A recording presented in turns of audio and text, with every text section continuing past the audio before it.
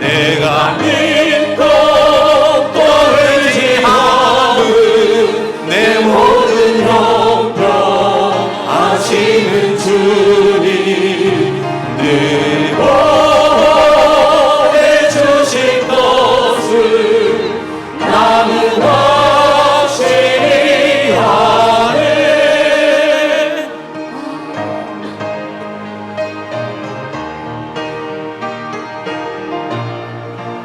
하나님의 은혜로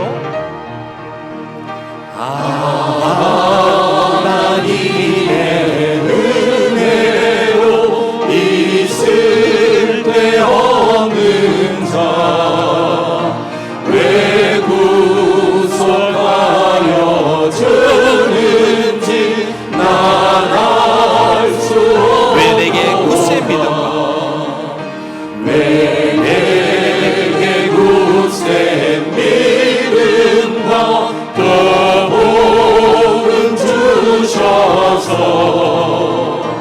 내 마음이 항상 떠난지 난 알 수 없고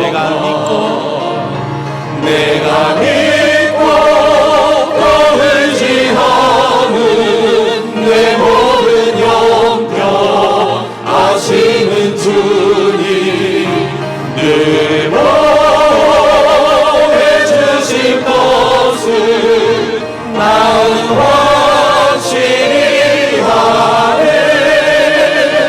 왜 내게 성령 주셔서 내 마음을 감동해 주 예수 믿게 하는지 난 알 수 없사절입니다. 주 언제 강림하실지 오밤에 온낮에 또 주님 만날 그 못도 난 알 수 없고 내가 믿고 또 의지하는 내 모든 영역 아시는 주님, 늘 보호해 주실 것을 나는 내가 믿고 또 의지하고 내가 믿고 또 의지하는 내 모든 형편 아시는 주님, 늘 보호해 주실 것을 나는 확실히 아네. 하나님께 참회 기도 드립니다.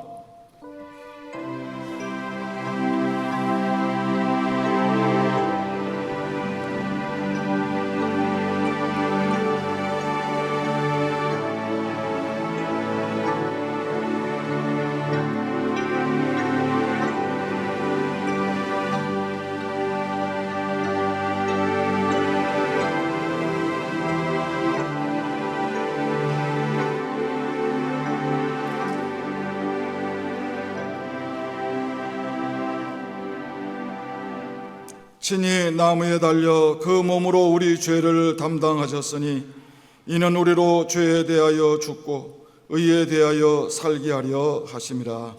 아멘. 우리의 신앙을 고백합니다.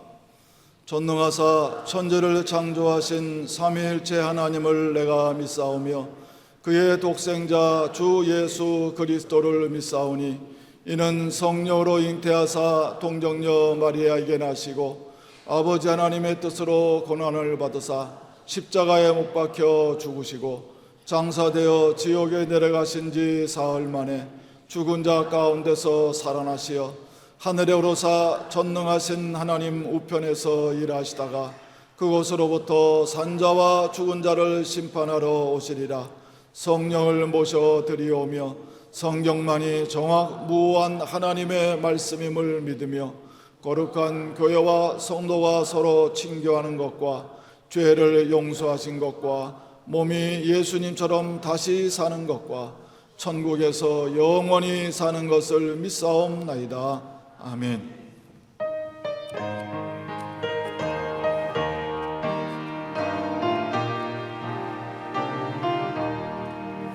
예수 앞에 나오면 죄사함 받으며 주의 품에 안기어 편히 지리라. 우리 주만 믿으면 모두 얻으며 영생 건강 멸류관 확실히 받겠네. 예수 앞에 나와서 은총을 받으며 남의 기쁨 넘치어 감사하리라. 우리 주만 믿으면 모두 얻으며 영생 건강 멸류관 확실히 받겠네. 예수 앞에 설 때에 이 옷을 입으며 밟고 인간 내 집에 길을 살리라. 우리 주만 믿으면 모두 얻으며 영생 건강 멸류관 확실히 받겠네.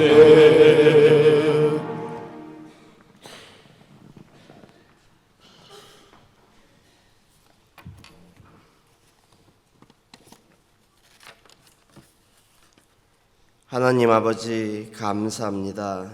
우리를 하나님의 형상으로 지으시고 온 땅을 통치하시는 하나님, 사역에 동참하게 하신 주님, 날마다 예수 그리스도를 알아감으로 주님을 온전히 닮도록 도우시는 성령님을 찬양합니다.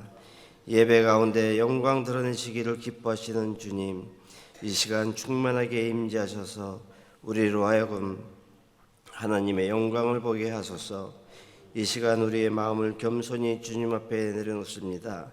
우리의 생각과 말과 행동 가운데 주님의 뜻보다 앞섰던 모습을 용서하여 주시고 예수 그리스도의 십자가 보혈로 깨끗하게 씻어 주옵소서. 성령님께서 우리의 마음을 새롭게 하셔서 신령과 진정으로 예배드리게 하소서. 우리의 교회를 주님의 뜻 가운데 든든히 세워주시고 성도들이 사랑으로 하나 되어 복음의 빛을 세상에 전하게 하시니 감사합니다. 말씀을 전하시는 원로 목사님께 성령의 능력과 지혜를 더하여 주시고 선포되는 말씀이 우리의 심령을 변화시키는 생명의 말씀이 되게 하옵소서. 찬양과 기도, 섬김과 헌신을 기쁘게 받아주시고 병든 자에게는 치유를, 낙심한 자에게는 위로를, 어려운 가운데 있는 가정에는 회복과 소망을 허락하여 주옵소서. 오늘도 귀한 말씀을 허락하시고 우리 교회를 위해 평생 헌신하신 원로 목사님을 세워 말씀을 전하게 하시니 감사드립니다. 지난 금요일부터 시작된 스페인어 수련회를 위해 말씀을 준비하시고 인도하시는 담임 목사님에게 성령의 충만함을 더하여 주시옵소서. 굳어진 마음이 열리게 하시며 믿음이 회복되고 하나님을 더욱 깊이 만나는 귀한 시간이 되게 하시니 감사드립니다. 목사님을 통하여 하나님 홀로 영광 받아주시기를 간절히 소망합니다. 임마누엘 성가대의 찬양을 기쁘게 받아주시고 찬양을 통해 마음이 열리고 상한 심령이 치유되며 하나님을 더욱 경험하는 깊이 경험하는 예배가 되게 하여 주시옵소서. 이 모든 간구 예수 그리스도의 이름으로 기도드립니다. 아멘.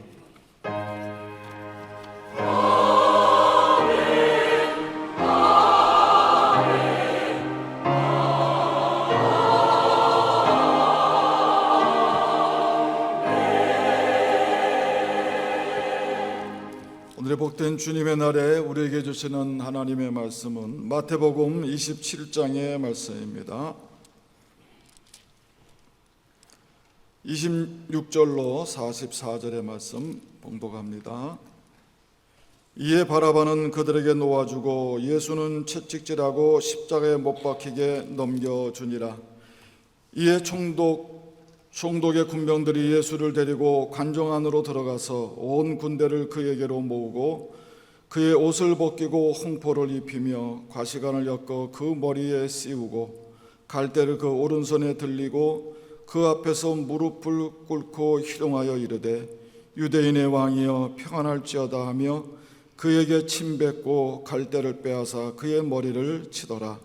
희롱을 다한 후 홍포를 벗기고 도로 그의 옷을 입혀 십자가에 못 박으려고 끌고 나가니라. 나가다가 시몬이란 구레네 사람을 만나매 그에게 예수의 십자가를 억지로 지어가게 하였더라. 골고다 즉 해골의 곳이라는 곳에 이르러 쓸개탄 포도주를 예수께 주어 마시게 하려 하였더니 예수께서 맛보시고 마시고자 하지 아니하시더라. 그들이 예수를 십자가에 못 박은 후에 그 옷을 제비 뽑아 나누고 거기에 앉아 지키더라.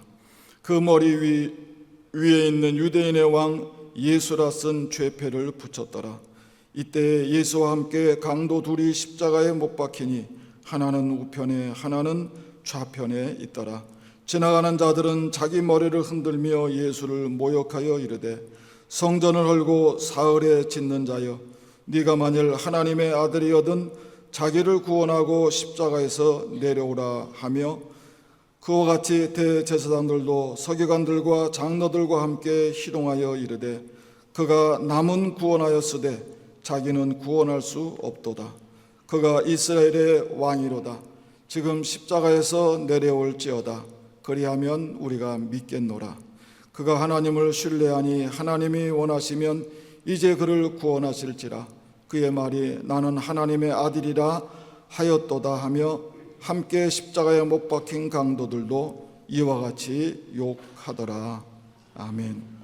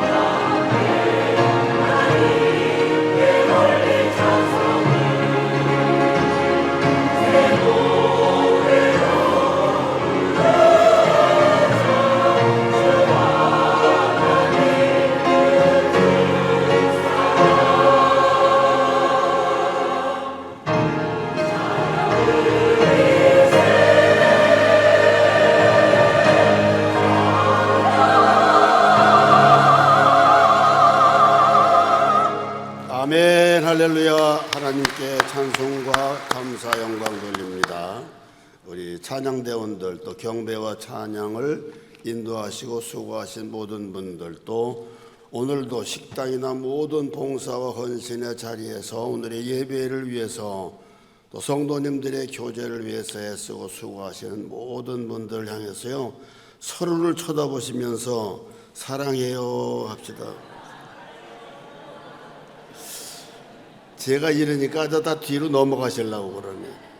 자, 이제 저도 옛날 9세대 사람이 되노니까 아이 뭐 사랑해요 뭐해요 이걸 또 닭살 돋아서 못해요 원래가. 근데 요즘은 전부 다 요렇게 해요 이렇게 해요 뭐 야단들을 하더라고요. 그걸 보면서 참 나는 너무나 시대에 뒤떨어졌구나. 그래서 이거 아주 원로 목사로서 강단에 이제 얼마 안 있으면 또 못 서게 될 수도 있는데 모든 신체적인 조건 때문에 그래도 강대상에서 아주 내려오기 전에 나도 이거 한번 하나님의 주님의 이름으로 해봐야지 그러고 한 거예요. 그러니까 여러분들 서로가 다 그렇죠. 안에 있는 모든 것들을 표현을 잘할 수 있어야 합니다. 우리는 너무나 옛날에 유교 문화에 쩔어가지고 옛날 그 생활의 습관들이나 문화가 별로 그렇게 안 좋은 것들이 또 많은 좋은 점들도 있었지만은 그래서 우리는 취할 것은 취하고 버릴 것은 버리는 것이 귀한 줄로 믿습니다. 오늘 수양관에서 우리 1.5세들, 2세들 귀한 수련회, 스페인어 수련회가 열리는데 인도하시는 목사님 네 분과 장로님들 또 헌신하시는 모든 분들의 헌신과 기도를 통해서 하나님의 놀라운 역사, 부흥의 역사가 일어나기를 간절히 소망하며 기도합니다. 모두가 다 합심해서 기도하시는 줄로 믿습니다. 그래서 오늘 우리가 이 사랑을 표현을 했잖아요. 근데 사람이 사랑하면서 말로만 하면 뭐 하겠어요? 사랑을 표현하는 방법 중에 가장 좋은 방법이 무엇이 있습니까? 말로 하고 표정으로 하지만은 우리는 선물을 주고받잖아요.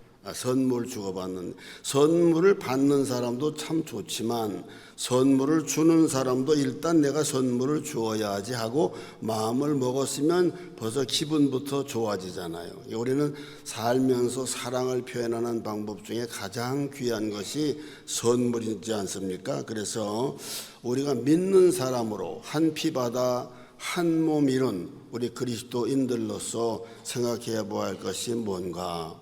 교만과 탐욕과 그리고 또 거짓으로 가득 찬 우리도 선물을 주고받는 것을 그렇게 좋아한다면 하나님 아버지께서는 우리에게 선물을 주시는 것을 얼마나 좋아하실까? 아멘 하세요?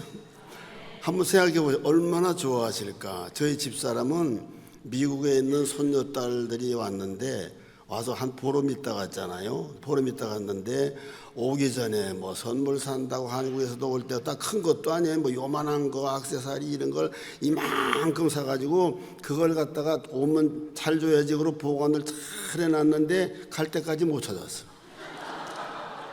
그리고 한 일주일 됐을까요? 이제 또 동생을 또 배서 또 낳는다 그러니 이게 늦둥이로 낳는다 그러니 얼마나 또 저 어머니로서 걱정이 돼요. 그래가지고 이걸 갈 때 그걸 못 찾아가지고 난리를 치다가 결국은 한 일주일 전에 찾아가지고 제가 이렇게 마사지를 하고 있는데 깜짝 놀라 옆에 소리를 질러요. 무슨 일이냐고 그랬더니 그거 찾았다고 환호성을 지르는 거예요.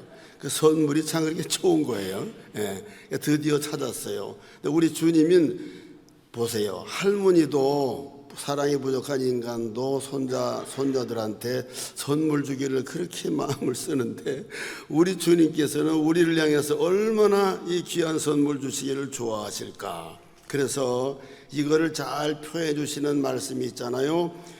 마태복음 7장 11절 말씀에 쉽게 현대인의 번역으로 말씀을 드리면 잘 아시는 말씀, 너희가 악한 자라도 자기 자녀들에게는 좋은 선물을 줄 아는데 하물며 하늘에 계신 너희 아버지께서 구하는 자에게 더 좋은 것을 주시지 않겠느냐, 이렇게 말씀했습니다. 그러니까 예수님의 친형제였던 야고보 사도는 야고보서 1장 17절에 이렇게 말씀을 했습니다. 온갖 좋은 선물과 완전한 은사가 다 위로부터 내려오는데 곧 만물 빛들을 지으신 아버지께로부터 내려오시는 것이다.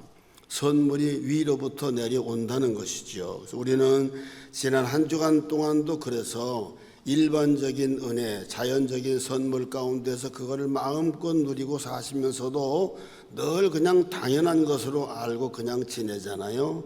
우리가 마음껏 들이키는 쉬고 마시는 그런 산소는 어떻습니까? 공기는 어떻습니까? 신선하고 따뜻한 햇볕은 어떻습니까? 또 이 나라 겨울이 또 유난히 이렇게 우중충한 날씨가 많지만 그래서 어떨 때는 나도 모르는 사이에 불평이 나올 수도 있지만은 세상에 유럽은 요즘 보니까 다뉴브 강도 마르고요. 그다음에 라인 강도 다 말라버렸더라고요. 보통 심각한 문제가 아니더라니까요. 그러니까 하나님께서 우리에게 주시는 비나 모든 자연적인 이것도 다 선물이잖아요. 그 선물을 우리는 그 마음껏 쓰면서도 감사할 줄 모르는 부족한 인생들입니다. 그러니까 그런데 그 모든 선물보다도 다른 것보다도 비교할 수 없는 더없이 귀한 선물이 또 하나 있잖아요. 그것이 무엇입니까? 골고다에 세우신 십자가의 선물보다 더 귀한 선물, 더 영원한 선물이 어디가 있겠어요? 너희가 그 은혜를 인하여 믿음으로 말미암아 구원을 얻었나니 이것은 너희에게서 난 것이 아니다. 하나님의 선물이다. 딱 못을 박아주셨잖아요. 그 놀라운 선물, 오늘도 우리는 그 선물을 받았기에 오늘도 하나님 앞에 예배를 드리는 것이니까 참 힘들고 어렵죠. 어느 나라든지 요즘 세계가 다 난리인데 얼마나 힘들고 불안하고 또 병약하신 분도 계시고 가족도 그렇고 사업은 안 되고 워낙 또 인터넷 모든 이런 매체가 다 바뀌면서 장사하는 모든 것들도 형태가 바뀌고 너무너무나 피곤하시고 참 힘드시겠다 이런 생각이 들어요. 현장에서 직접 경험하고 살아야 되는 여러분들은 얼마나 힘드십니까? 그러나 오늘 우리가 위로를 받을 것은 결국 우리는 영원한 소망을 가진 사람들이기 때문에 힘들지만은 다시 한번 또 나와서 예배를 드리는 이것이 얼마나 귀한가. 우리에게 주신 선물, 아니요, 우리가 아니고 나에게 주신 죄사함의 판결문과 영생의 선물, 그것을 우리가 오늘도 가슴에 쥐고 예배를 드리는 것을 하나님 앞에 감사합시다. 근데 이 선물은요, 우리 그냥 선물 줄 때 포장지에도 신경을 많이 쓰잖아요. 근데 하나님이 우리에게 선물을 주신 것은 우리가 사용하는 화려하고도 이쁜 포장지에 쌓인 선물이 아닌 것입니다. 예수님이 당하신 그 끔찍한 고난당한 그 끔찍한 고난이라고 하는 포장지에 쌓여서 우리에게 주어진 거예요. 우리 모든 믿는 각자에게 주어진 거 아닙니까? 여러분, 우리는 그냥 이렇게 어떨 때는 이런 생각이 들 때가 있습니다. 사람이 살면서 생활의 현장에서 많이 힘들어하니까 하나님께서 늘 병과 싸워야 되고 아픔과 싸워야 되고 그러다 보니까는 하나님, 전능하신 하나님, 사랑이 많으신 하나님께서는 우리를 사랑하셔서 응답하시니까 기도하면 복도 주실 뿐만 아니라 응답 주시고 질병도 치료해 주시고 문제도 해결해 주시니까 우리는 계속해서 그런 생활면에 있어서 헌신과 봉사, 모든 복 받는 거, 은혜 받는 거, 고침 받는 거 이런 데 신경을 쓰다가 보면은 갑자기 그냥 이 십자가 보혈 구원이라고 하는 이 선물, 이 말씀은 고난 주간에만 증거되는 말씀, 성찬식에만 증거되는 말씀이다. 우리는 그냥 이렇게 막연하게 기계적으로 생각할 수도 있습니다. 그러나 기독교의 본질이 무엇입니까? 언제나 우리는 기독교의 본질을 잊어서는 안 됩니다. 그리스도교의 본질은, 기독교의 핵심은 뭐예요? 죄사함과 영생이죠. 그거 빼놓으면 뭐가 있습니까? 구원이죠. 그래서 기독교, 우리가 믿는 그리스도교, 기독교의 믿음의 내용은 분명히 도덕적이고 윤리적인 면이 없을 수가 없죠. 분명히 있어야 되고 있습니다. 그리고 또 어떤 신학적이고 교리적인 측면도 가지고 있어야 되죠. 왜냐하면 이단이나 다른 사설들이 침략해 들어올 때 그걸 막아야 되는 것이고, 하나님의 말씀에 근거해서 우리는 분명한 교리를 가지고 있어야 되니까 그것도 중요한 것입니다. 그러나 교리 자체로서 끝날 수 없는 게 우리 그리스도교 아닙니까? 그러니까 신앙의 핵심은 이렇게들 말하죠. 예수님의 교훈이다. 예수님이 우리에게 말씀하신 대로 사는 것이 그게 진정한 신앙이다. 맞습니다. 그래서 예수님이 우리에게 가르친 가장 중요한 윤리적이고 도덕적인 하나님을 향한 교훈이 무엇이죠? 마태복음에 나오는 산상수훈, 마태복음 5장서부터 7장까지에 나오는 산상보훈이라고 되지 않습니까? 심령이 가난한 자는 복이 있나니 천국이 저희 것이며, 애통하는 자는 복이 있나니 저희가 위로를 받을 것이며, 이렇게 쭉 말씀이 나가는데, 그러나 어떤 분들은 이게 기독교의 핵심이다 이렇게 말을 하지만, 그러나 그것은 결론일 수가 없는 것입니다. 그 말씀 그대로 살 수 있는 인생이 이 지구상에 어디에 있겠어요? 그래서 기독교의 핵심은 하나님의 율법대로 사는 것이다. 율법대로 사는 걸 고집을 하다가 바리새인들과 결국 유대인들의 제사장과 왕들이 다 예수님을 못 박아 죽이고 말지 않았습니까? 그러니까 그럼 기독교의 본질은 뭐냐? 십자가와 부활입니다. 죄사함과 영생이라고 하는 것이죠. 우리는 그 본질을 알고 오늘도 믿음으로 이 자리에 나와 계신 줄로 압니다. 그런데 나에게 무죄가 선고되어 있는 천국의 사면령이 담겨 있는 놀라운 선물 꾸러미가 아름다운 탁자 위에 놓여진 것도 아닙니다. 또 우리가 잘 매일 쓸고 닦고 아름답게 꾸며놓은 우리 집 현관에 놓여져 있는 것도 아니고요. 또 옷에 영롱한 모든 장식이 반짝거리는 크리스마스 추리에 달려있는 그것도 아닙니다. 그 선물 보따리는 뭡니까? 갈보리의 그 거칠고 험한 십자가 밑에 놓여 있는 것이 우리의 영원한 사면령이라고 하는 그 선물 보따리예요. 사랑하는 여러분, 그 엄청난 판결문을 아무 우리가 깊이 생각을 해봐도 믿어지지 않는 그 판결문, 그것은 십자가 아래에서 다 발견하셨죠? 아멘 안 하시네. 진짜 아멘 해야 될 땐 또 안 하시네. 영원한 죄사함의 판결문을 그 십자가 아래에서, 골고다 언덕 아래에서 다 받으셨잖아요. 다 챙기셔서 가슴에다 넣으셨어요, 안 넣으셨어요? 물론 그거 다 한 건데 꼭 굳이 이렇게 표현을 해가지고 대답할 때 사람을 무한하게 만드나 이렇게 생각하지를 마시고 다시 한번 심각하게 생각을 해보시기 바랍니다. 여러분 믿으시죠? 뭘 믿느냐고요? 예수 그리스도의 십자가와 부활을 믿으시죠? 믿는 자에게는 영원한 땅 두들기고 너는 무죄다, 너는 죄사함 받았다, 너는 천국 백성이다, 너는 내 아들 딸이다 하는 이 선언문을 받으셨잖아요. 다 안 받으셨다면은 그게 이상이 보통 문제가 아니죠. 근데 예수를 믿으면서 기계적으로 믿고 지식적으로 그냥 믿는다고 쭉 믿어 오시는데, 그래서 예수 그리스도의 십자가 밑에 서면 예수 그리스도의 십자가 말씀을 들으면은 나는 어쩔 수 없는 죄인이죠 하나님, 이게 인정이 와야 되고 이 깨달음이 와야 되잖아요. 그래야 예수가 믿어지는 거죠. 예배당을 아무리 5년 10년 일생을 다니고 온갖 종교적인 행위를 다 하셨어도 정말로 나는 구제불능의 죄인이네요. 내가 마지막에 이 육신의 장막을 벗고 하나님 앞에 갈 때도 그렇고 지금도 그렇고 내 모습 이대로 서면 나는 그냥 심판받아 마땅한 인생입니다.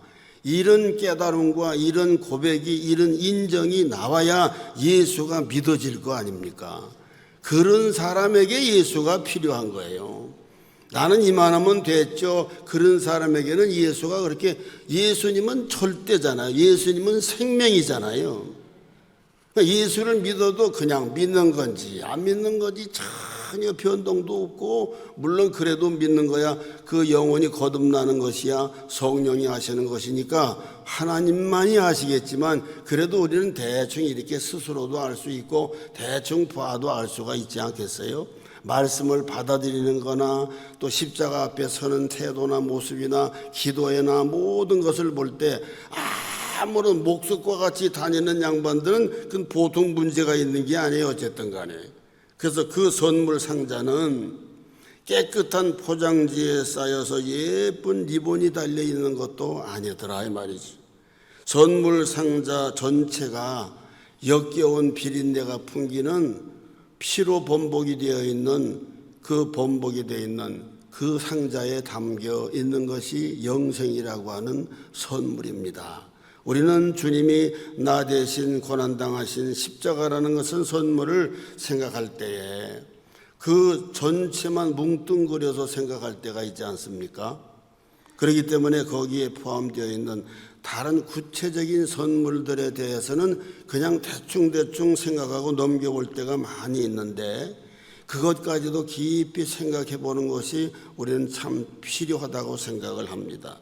그래서 십자가에 주님의 팔과 다리를 사정없이 꿰뚫어서 못 박아 버렸던 그 세 개의 큰 대못, 가만히 생각해 보면 말이죠, 그것도 우리에게 주신 선물 아닙니까? 끔찍하지만 로마 군병들이 네 조각으로 가지고 네 조각으로 나누어 가졌던 주님이 입으셨던 그 옷, 그것도 사실은 우리의 선물이에요. 우리들 중 대부분은 그것들을 하나하나 관심을 가지고 자세하게 열어본 적이 있는가, 이걸 한번 생각해 보십시다. 그런데 예수님은 이 여러 가지 선물들을 우리에게 꼭 이 여러 가지 것들을 꼭 다 일일이 주실 필요가 있었겠는가, 그렇게 생각 안 할 수가 없지요. 왜냐? 예수님이 우리를 대신해서 십자가에 못 박아 죽었으면, 예수님이 십자가에서 피 흘려 죽으심으로 그 목숨과 우리의 목숨과 바꾼 거 아니겠어요? 그렇죠? 죄값과 바꾼 거라면은 그냥 피만 흘리고 돌아가시면 됐지, 뭐 그런 것까지 자세하게 해가지고 그것도 생명만 쏟아버리면 됐지, 그냥 그것까지도 우리에게 선물로 주셨겠는가, 이렇게 우리는 생각 안 할 수가 없는 거예요. 하지만 주님은 나에게 더 많은 것들을 주신 것을 우리가 말씀을 살펴보면 알 수가 있는데, 그래서 우리는 이렇게 물을 수밖에 없지 않습니까? 주님, 포도주에 적셔져서 드려졌던 그 해용, 그리고 두 번째는 십자가에 붙었던 죄인이라, 유대인의 왕이라고 하는 죄인의 그 명패, 그것도 선물이에요. 우리에게 주신. 주님의 양 옆에 서 있었던 두 개의 십자가, 그리고 당시에 이마를 사정없이 찍어내렸던 가시면류관 쓰였던 그 면류관, 그것도 사실은 우리에게 주신 선물 아닙니까? 또 손목과 발목의 뼈 사이를 뚫고 들어가서 십자가에 깊이 박혀버렸던 그 세 개의 못, 그 못도 우리에게 주신 선물이었다고 하는 말입니다. 근데 굳이 꼭 주님 그렇게 필요해가지고 꼭 그것까지 주시면서 목숨을 다 버리셔야만 했습니까? 거기다가 더해가지고 그것까지는 또 좋다고 합시다. 하지만 마지막 가슴을 뚫고 심장까지 찢어버리고 옆구리까지 다 뚫어버렸던 그 날카로운 창날, 그것까지도 꼭 그렇게 필요했던 것입니까? 우리는 생각 안 할 수가 없어요. 또 그것까지도 또 좋습니다, 주님. 그런데 그 위에 뱉어져 있던 인간들의 침은 또 뭐라는 말입니까? 꼭 그것까지 꼭 그렇게 필요했습니까? 그래서 체포되셔가지고 마지막 운명하시기까지 예수님이 잡히셔서 고난받으시던 그 밤부터 다음날 십자가에서 숨을 거두시기까지를 가만히 묵상하고 우리가 들여다보게 되면은 사탄과 또 그 사탄의 조정을 받았던 인간들의 마성과 잔인함이 그렇게 날뛰었던 날은 아마 인류 역사상 없었을 거예요.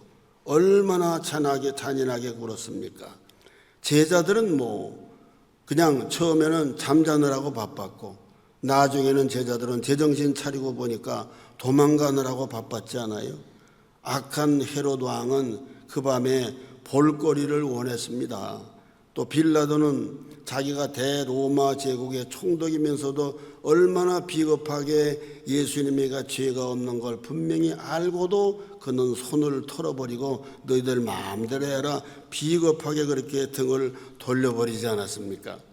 그래서 그들은 예수님에게 채찍을 휘둘러댔고 예수님을 죽기 직전까지 그냥 두들겨 패는 게 일이었어요. 예수님은 곧 죽기 직전 상태까지 이르렀습니다. 그래서 마지막에 그들이 더 할 일이 없어가지고 묶었던 손을 그냥 풀어드리니까 그 자리에서 그만 허물어져 버리고 말지 않았습니까? 군병들이 한 일 가운데 채찍질이 제일 첫 번째 일이었죠.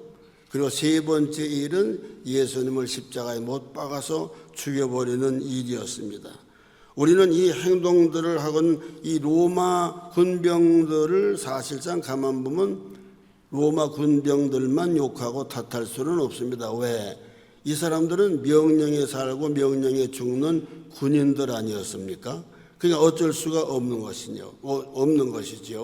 그러나 도저히 이해할 수가 없고 또는 우리가 용서가 안 되는 것은 뭐냐? 군인들이 두 번째 한 짓이었다고 하는 말입니다. 그것을 마태는 마태복음 27장 26절로 31절에 이렇게 기록했잖아요. 보셨지만 이에 바라바는 그들에게 놓아주고 예수는 채찍질하고 십자가에 못 박히게 넘겨주니라. 이에 총독의 군병들이 예수를 데리고 관정 안으로 들어가서 온 군대들을 그에게 모으고 또 그의 옷을 벗기고 홍포를 입히며 가시관을 엮어서 그 머리에 씌우고 갈대를 그 오른손에 들려주고 그 앞에서 무릎을 꿇고 희롱하여 이르되 희덕거렸단 말이에요. 유대인의 왕이여 평안할지어다 하면서 그에게 침을 뱉고 갈대를 빼앗아 그의 머리를 치더라. 희롱을 다한 후에 홍포를 벗기고도 도로 그의 옷을 입혀서 도로 입힐 거면은 또 왜 벗깁니까? 입혀서 십자가에 못 박으려고 끌고 나갔다. 그냥 데리고 나갔다도 아니에요. 질질 끌고 나갔다고 하는 말입니다. 그래서 군병들에게 맡겨진 일은 사실은 아주 단순한 일 아니었습니까? 나사렛 사람을 갈보리로 끌고 올라가서 십자가에서 그냥 매달아 죽이기만 하면 된다. 그래서 끝나는 일이었는데 그러나 그들은 그걸 집행을 하면서 딴 생각들을 하고 그 짓들을 했다는 얘기 아닙니까? 뭐였습니까? 희롱했다, 희덕거리고 놀렸다, 즐겼다 이 말입니다. 놀이를 삼았다. 그러니까 우선 재미 삼아서 한번 해보자. 그 중간에 그런 일들을 했다는 것이죠. 훈련된 군인들이 지칠 대로 지쳐서 숨쉬는 것조차도 힘들 수밖에 없는 이 예수님을 둘러싼 채요. 그냥 두들겨 패는 거죠. 그런데 어쩌면은 그것도 명령이기 때문에 그랬다고 또 100번 양보해서 그렇게 생각을 합시다. 그런데 우리가 정말로 깊이 생각해 보지 않을 수 없는 것은 뭐냐? 거의 죽은 그 사람한테 그의 얼굴에다가 대고 꼭 침을 퇴퇴 뱉어야만 했느냐? 그렇죠? 우리 한번 이걸 깊이 생각해 봅시다. 이 침을 뱉어대는 것은 예수님이 고통당하시는 육체의 고통하고는 아무 관계가 없죠. 거리가 멀잖아요. 근데 침을 뱉는 것은 당하는 사람의 마음에 말할 수 없는 수치감과 모욕감을 주는 거잖아요. 그래서 누군가가 내 얼굴에 내가 만약에 침을 뱉어서 내가 침뱉음을 당했다면 여러분 어떻겠어요? 그 모욕감 때문에 차라리 매를 맞고 말지. 그렇지 않습니까? 그래서 이와 같이 그들 군병 속에는 악한 죄가 있었는데 그 악한 죄가 침에 담겨져서 예수님의 얼굴 위에 쏟아졌다는 이야기지요. 그렇게 하면은 더 이상 할 것 없는 상황이 됐는데도 그들은 그것에 만족하지 않고 예수님을 징그러운 벌레처럼 만들어 가지고 자기들이 대단한 존재인 것처럼 느꼈더라 이 말입니다. 여러분, 혹시 우리는 그런 적이 없습니까? 누군가에게 얼굴에 대놓고 침을 뱉은 적은 없지만은 다른 사람을 지독히 험담하고 때로는 복수심에 불타가지고 다른 사람을 지독하게 인격을 모독하고 말로 비방한 적은 없는가? 내 기분 좀 좋아지려고 그렇게 한 적은 없는가? 사실 우리 모두는요, 성도라고 하면서도 별 생각도 없이 내 자신이 해놓고도 제정신이 들면 깜짝 놀라게 되는 일들을 우리는 부지불식간에 할 수밖에 없는 죄의 뿌리를 가지고 있는 인간들 아닙니까? 그래서 예수님의 보혈이 필요했던 것이고, 성경은 그걸 딱 한마디로 뭐라고 말씀하죠? 에베소서 2장 3절에 본질상 진노의 자녀들이었다. 본질상. 우리가 전혀 선을 행할 수 없다는 말은 아닙니다. 우리도 물론 선을 행하기도 하죠. 또 할 수밖에 없고 해야만 되는 것이고, 그렇지만 우리는 한편 안 그러려고 노력을 해도 우리는 어느 순간에 부지불식간에 그만 악을 행하고 말 때가 있다고 하는 말이죠. 그걸 밖으로 행동으로 말로 안 나타날지라도 우리 마음에 잔뜩 나타내는 것보다도 지독한 그런 것들을 마음에 품고 있는 우리를 발견할 때가 있다고 하는 말 아닙니까? 그래서 우리는 그것을 뭐라고 말합니까? 신학적으로 전적으로 무능한 존재, 전적으로 타락한 존재다. 1000번 만번 선을 행하다가도 한 번 악을 행하면 하나님 앞에 무슨 소용이 있단 말입니까? 그래서 이것을 신학적인 말로 전적인 무능, 전적인 타락 그렇게 말하잖아요.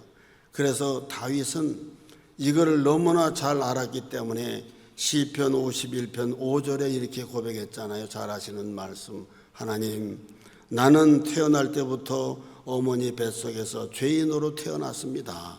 그런가 하면 우리 어머니도 죄인으로서 나를 뵀습니다. 이렇게 고백을 했습니다. 근데 그러한 우리를 이사야 53장 6절에서 이렇게 또 말씀해 줍니다. 우리는 다 양 같아서 그릇 행하여 각기 제 길로 갔는데 여호와께서는 우리 모두의 죄악을 누구에게요? 그에게 담당시키셨도다. 그 다음에 예레미야 17장 9절 말씀에 이렇게 말씀합니다. 한 목소리를 읽읍시다. 시작. 만물보다 거짓되고 심히 부패한 것은 마음이라 누가 능히 이를 알리오마는. 그랬어요. 만물보다 심히 부패한 것이 인간의 마음인데 그 인간들 속에 내가 들어갑니까? 안 들어갑니까? 내 마음이 그렇다 이거죠. 로마서 3장 10절 말씀에 한 목소리의 시작. 기록된 바 의인은 없나니 하나도 없다. 하나님이 하신 말씀이에요. 하나도 없다. 그래도 나는 안 그런 것 같은데요. No, 하나도 없단다. 하나님이 그렇게 말씀하십니다. 로마서 3장 23절 말씀에 보면은 모든 사람이 죄를 범하였음에 하나님의 영광에 이르지 못했다. 오늘 우리는 구속의 은총을 노래하고 찬양하고 소망과 희망을 가지고 간절히 아버지께 전능하신 아버지께 기도하고 교제하지만 모두 한 사람도 하나님의 영광에 이르지 못했는데 누가 그렇게 해주셨습니까? 하나님이 우리에게 선물로 주신 예수 그리스도의 십자가가 우리를 그렇게 해주신 거 아니냐 이 말이죠. 그래서 우리가 그냥 그렇게 말하잖아요. 아유, 예배당 나가는 것들, 예수 믿는 것들, 야 나는 안 믿어도 내가 너희들보다 100번 낫다 이렇게 말할 수 있어요. 또 어떤 사람들은 아이고 내가 저 사람보다는 낫지. 그런데 그런 말이야 되지라고 못하겠어요? 돼지가 아우 이렇게 보더니 저놈은 나보다 똥이 더 묻었네. 그러면서 돼지가 막 딴 돼지를 막 비난을 하고 욕을 하고 흉본다고 합시다. 그래봤자 돼지는 돼지 아니냐 이 말이. 그러니까 돼지 표준이 무엇입니까? 사람이나 돼지가 아니란 얘기죠. 우리가 죄가 무엇인지를 표준 삼아야 될 그 잣대는 하나님이라는 것입니다. 우리의 무죄의 표준은 전지전능하시고 거룩하신 하나님이시잖아요. 그래도 우리는 예수 믿으면서 변해보려고 애를 쓰고 노력을 하잖아요. 나름대로. 그러나 하나님은 그런 우리에게 이런 절망의 소식을 주시잖아요. 아시죠? 예레미야 13장 23절에서 현대인의 번역으로 쉽게 말씀을 드리면 표범이 그 반점을 없앨 수 있느냐? 표범이 그 까맣까맣한 반점을 지 스스로가 없앨 수 있느냐 이 말이지. 만약 표범이 그렇게만 할 수 있다면야 악을 행하는데 익숙한 너희들도 선을 행할 수 있지 않겠느냐? 절망적인 말씀 아닙니까? 지금 이 군병들은요, 그들이 받았던 명령과는 아무 상관이 없는 짓을 하면서 예수님의 얼굴에다가 침을 퇴퇴 뱉는 겁니다. 그러면서 희덕거립니다. 그래서 이들의 마음의 더러움이 예수님에게 침이 되어서 다 쏟아지고 있는 것이죠. 주님은 그렇게 십자가를 지셨다고 하는 말입니다. 우리 찬양 하실까요? 그때 그 무리들이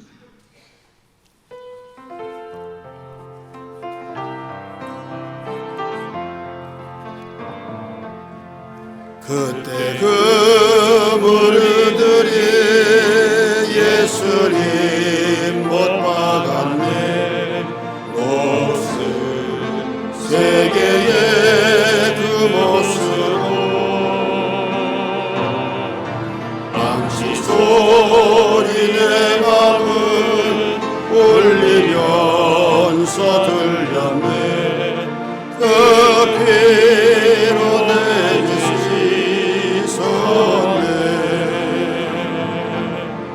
주여 저들의 죄를 용서하여 주소서. 주님 눈물로 기도했네. 귀중한 그 보배 피 나를 위해 흘렸네. 그 피로 내 죄 씻었네.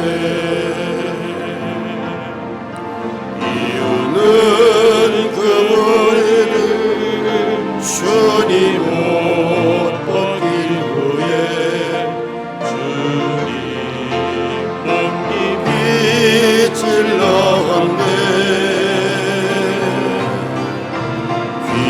귀중한 그 몸의 피 나를 위해 흘렸네. 아멘. 그 피로 내 죄 씻었네. 주여 나의 영혼을 받아 주시옵소서.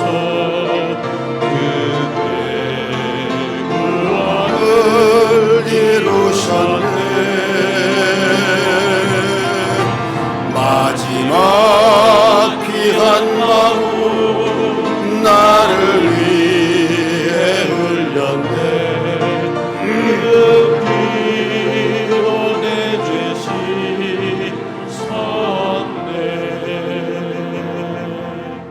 그러니까 여러분, 내 마음 속에 있는 우리 모두 각자에게 있는 그 더러움은 곧 그들의 침이었다는 얘기죠. 주님께서는 그것마저도 얼굴에 다 받으시고 왜 받으셨습니까? 십자가로 가지고 가셨습니다. 그래서 하나님께서는 이사야 선지자를 통해서 이미 오랜 세월 전에 이 기막힌 현상을 미리 650년 전에 예언케 하셨잖아요. 이사야 50장 6절 말씀에 나를 때리는 자들에게 내 등을 맡기고 나의 수염을 뽑는 자들에게 나의 뺨을 맡기며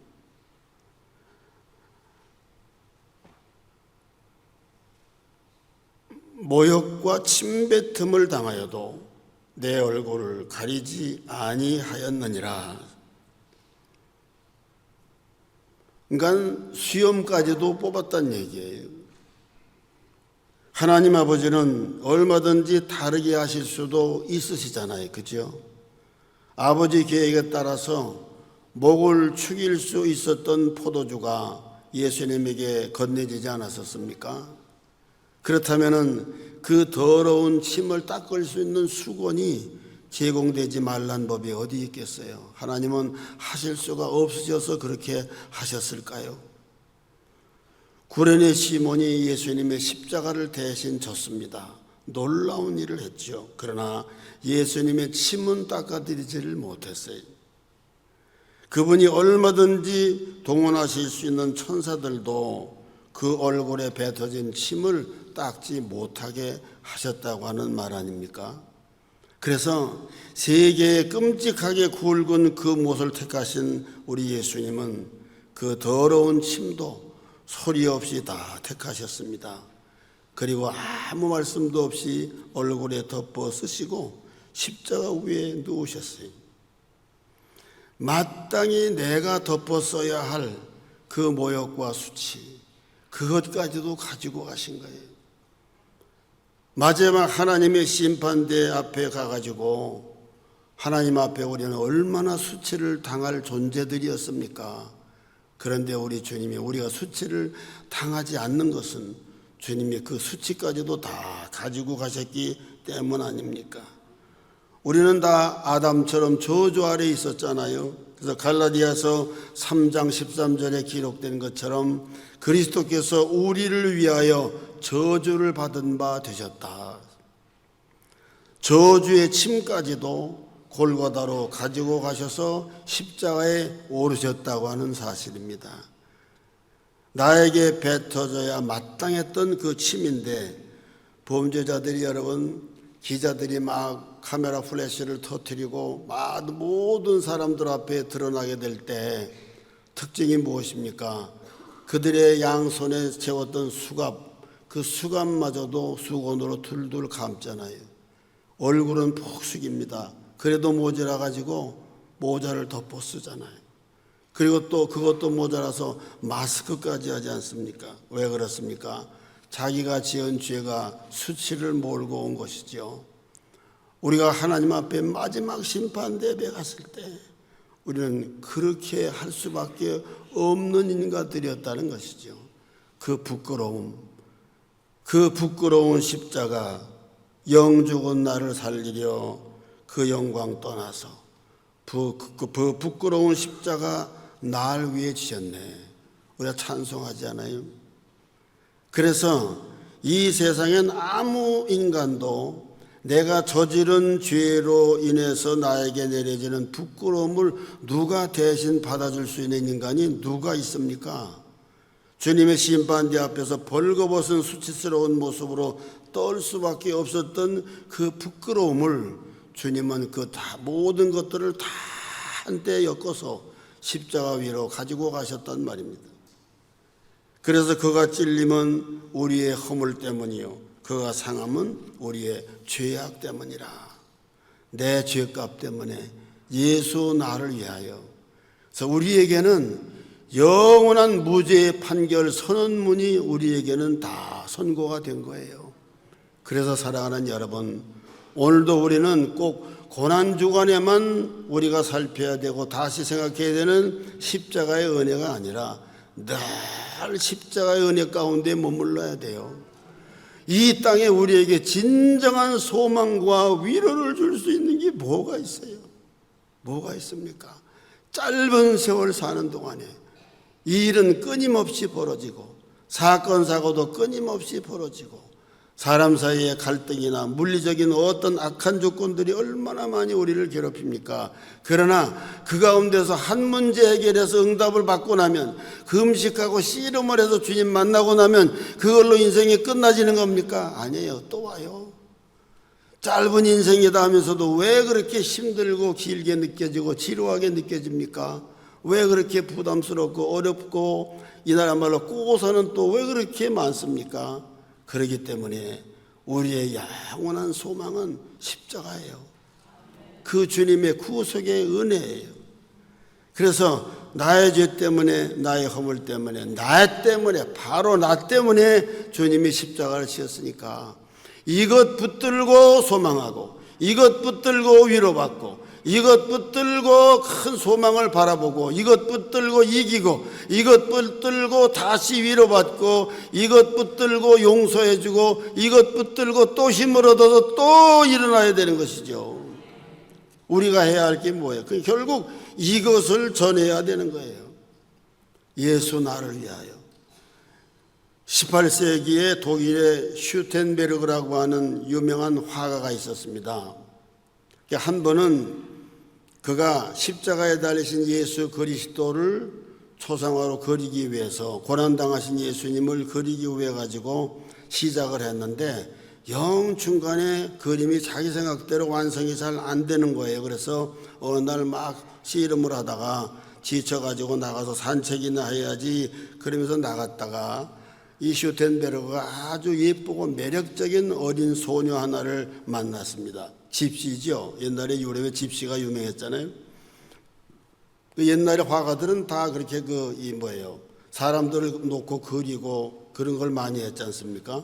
그 아이가 탐이 나가지고 집시한테 이제 부탁을 했습니다. 내가 돈을 줄 테니까 이 아이가 나에게 좀 모델이 됐으면 좋겠다. 그래서 허락을 받고 이 소녀 아이를 자기 작업실 화실로 데리고 들어갔습니다. 근데 이 아이는 예수를 모르는 아이였습니다. 근데 이 슈텐베르그가 그린 그림을 여기저기 들어가서 한참 빙빙 돌고 감상을 하다가 십자가에 달리신 예수님 완성되지 않은 그림 앞에 이 아이가 딱 서서 쳐다보더니 뭐라고 말을 하냐면, 아우 아저씨 무서워요.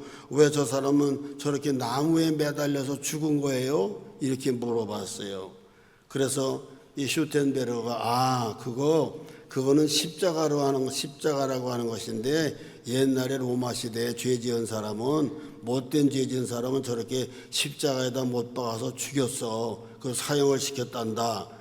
그러니까 이 아이가 그래요 아저씨? 아마도 저 사람은 얼마나 나쁜 죄를 많이 지었는 모양이죠? 이렇게 말을 하니까 이 슈텐베르가 자동적으로 반응을 하는데 깜짝 놀라면서 아니야.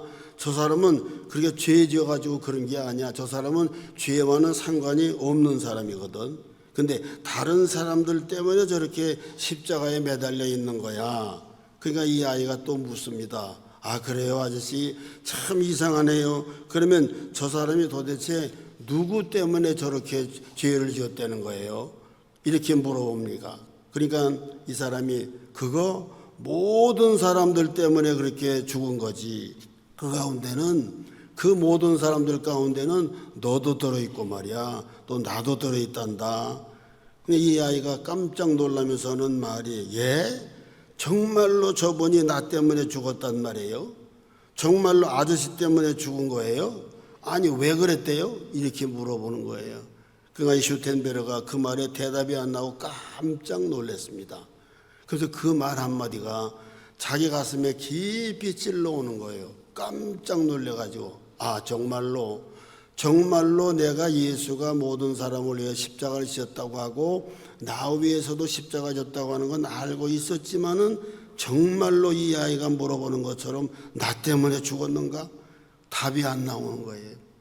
그래서 고민하면서 정말로 내가 이제 이 그림을 포기해야 될까? 그러면서 그 아이를 이제 돌려보내고 난 다음에 고민을 하면서 그 다음부터 전혀 그림을 그릴 수가 없는 겁니다. 그때부터 이 슈텐베르가 기도하기를 시작을 했습니다. 하나님, 정말로 나 때문에 돌아가신 거 맞습니까? 그래서 말씀도 부지런히 찾아보고 고민하고 계속해서 기도를 하는 가운데 성령 세례를 받은 거예요, 이 사람. 그러면서 그 말씀이 확 가슴으로 깨달아지면서 눈물이 쏟아지고 비로소 주님이 나 같은 죄인 위해서 십자가에 달리셨구나. 그것이 확연하게 가슴에 깨달아지기 시작을 한 것입니다. 그러면서 그 그림 아래서 그는 무릎을 꿇고 눈물을 흘렸다고 그래요. 그리고 난 다음에 자기 스스로 자기가 너무나 몰랐다는 것을 생각을 하고 거기다 밑에다가 글귀를 적었는데 뭐라고 적었느냐 하면은 내 너를 위하여서 내 몸을 주었건만 너는 나를 위해서 무엇을 하느냐. 내 너를 위해 죽었건만 너는 나를 위해서 무엇을 하느냐. 이렇게 적었습니다. 그 다음에 이 뒤셀도르프에서 공부를 하던 하버갈이라는 청년이 있었는데 이 청년이 미술관에 들어갔다가 우연히 그 그림을 대하게 됩니다. 그 그림 앞에 발걸음이 멈췄어요. 그래서 그 그림을 가만히 보다가 그 밑에는 글귀에 눈이 멎었습니다. 내 너를 위해서 십자가를 졌는데 너 나 위해서 뭐 하느냐. 그러면서 그 청년도 믿는 사람이었는데 거기서 그만 감전되듯이 은혜가 충만하게 임해가지고 그 사람도 성령 세례를 받았대요. 그래가지고 그때 쓴 찬송이 뭐냐 하면은 내 너를 위하여 몸 버려 피 흘려.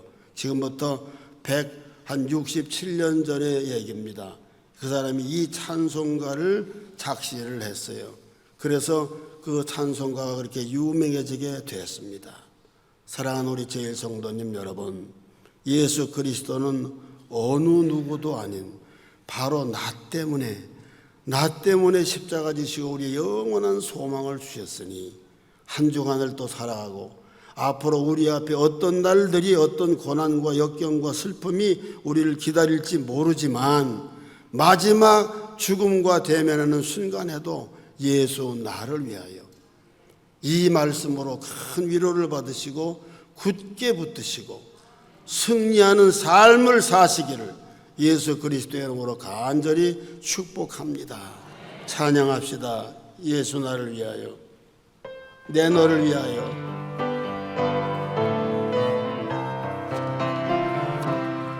내 너를 위하여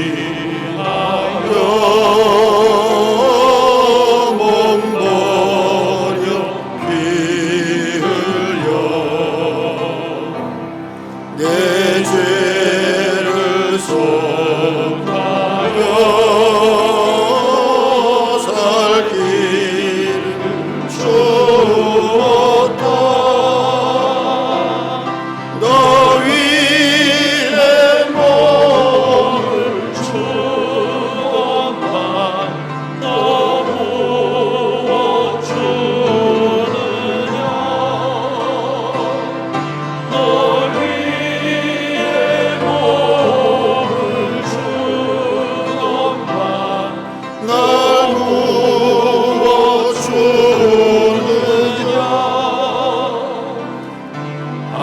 아버지 보좌와 그 영광 떠나서 밤 같은 세상에 백성 구하려 내 몸을 희생했건만 너무 주느냐. 내 몸을 희생했건만 너무 많으냐. 중에 빠져서 영축을 인생을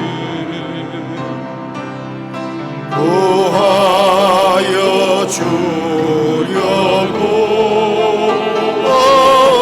나 피를 흘렸다.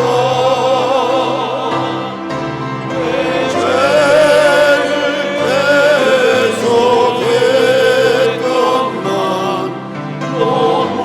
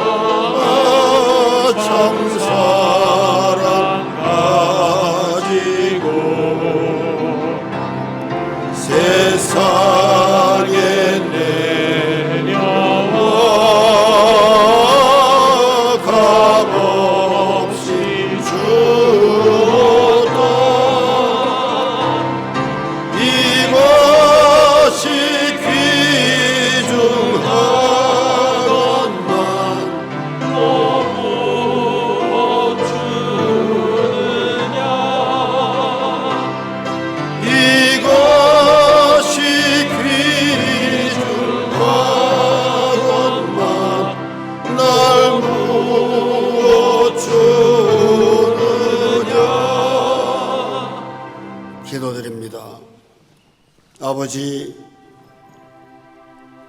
지난 한 주간 동안도 사느라고 고달프고 힘들어서 십자가 지신 주님, 나에게 그 십자가를 통하여 주신 영원한 생명의 선물 붙들고 감사하며 어려운 가운데서도 기뻐할 수가 없었습니다. 저희들의 연약함을 주님 용서해 주시옵소서.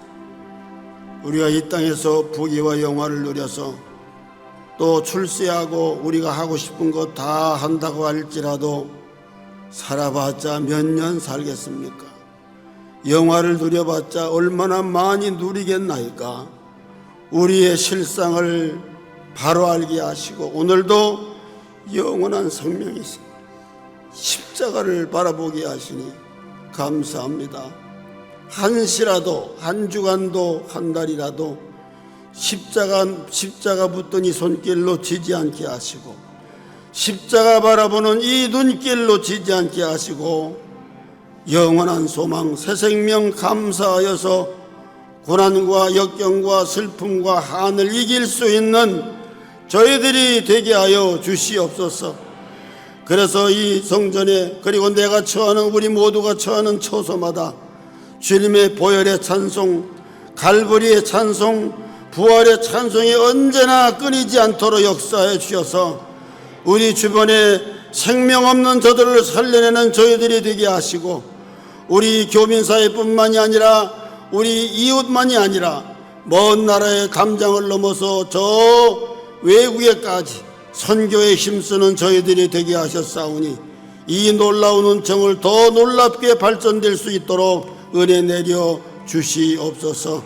오늘 이 시간도 예배를 드리고 있는 우리 수양관에 모여있는 귀한 아들 딸들 불쌍히 여겨주시고 세우신 담임 목사님에게 권능을 더하시고 성의 은사와 사랑에 충만하게 하셔서 모두에게 귀한 복음의 은혜가 넘치게 할 수 있도록 역사해 주시기를 원하옵고 예수님의 이름으로 감사드리며 간절히 축복하고 기도드리옵나이다. 아멘.